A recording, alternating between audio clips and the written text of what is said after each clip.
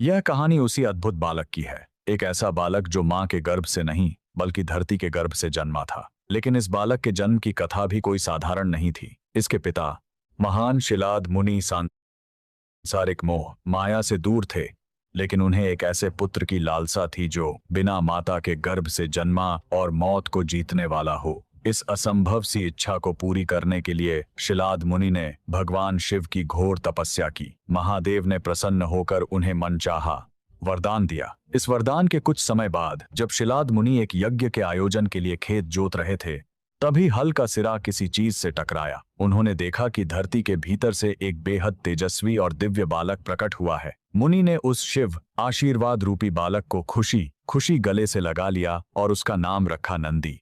नंदी बचपन से ही अत्यंत कुशाग्र और शिव भक्त था। जब वह 7 वर्ष का हुआ तब आश्रम में मित्रा और वरुण नाम के 2 महान ऋषि पधारे। उन्होंने नंदी को देखकर उसके पिता को एक खौफनाक सच बताया। मुनिवर, आपका यह बालक सर्वगुण संपन्न तो है, लेकिन 8 वर्ष की आयु में इसकी मृत्यु निश्चित है। यह भयानक सच सुनते ही पिता के पैरों तले जमीन खिसक गई और वे फूट फूट कर विलाप करने लगे। लेकिन नंदी मौत के खौफ से रोने के बजाय उसे हराने का फैसला कर चुका था। अपने पिता को रोता देख उसने दृढ़ता से कहा, पिताजी, यज्ञ की भूमि से जिसने मुझे यह जीवन दिया है, वही महादेव मेरी रक्षा भी करेंगे। यह कहकर वह छोटा सा बालक वन में भुवन नदी के तट पर चला गया। उसने मृत्यु को चुनौती देते हुए अन्न जल सब कुछ त्याग दिया और एकाग्रचित्त होकर नमः शिवाय का अखंड जाप करते हुए घोर महातप शुरू कर दिया।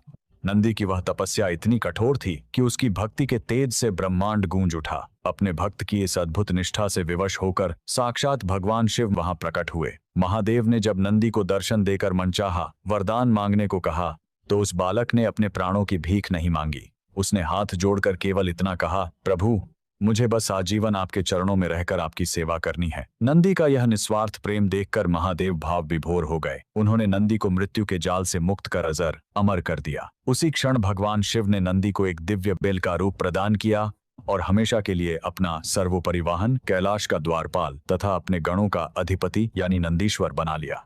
तब महादेव ने नंदी को एक और दिव्य वरदान देते हुए कहा, नंदी, जो भी भक्त मेरे दर्शन करने आएगा वह सबसे पहले तुम्हारे दर्शन करेगा, और जो भी अपनी सच्चे मन की मनोकामना तुम्हारे कान में कहेगा उसकी प्रार्थना सीधे मुझ तक पहुंचेगी। नंदी को यह वरदान देकर भगवान शिव ने उसे अपने और भक्तों के बीच एक पवित्र सेतु बना दिया। यही कारण है कि आज भी हर शिव मंदिर में शिवलिंग के ठीक सामने नंदी विराजमान होते हैं। भगवान शिव के सभी भक्त कमेंट में हर हर महादेव लिखे।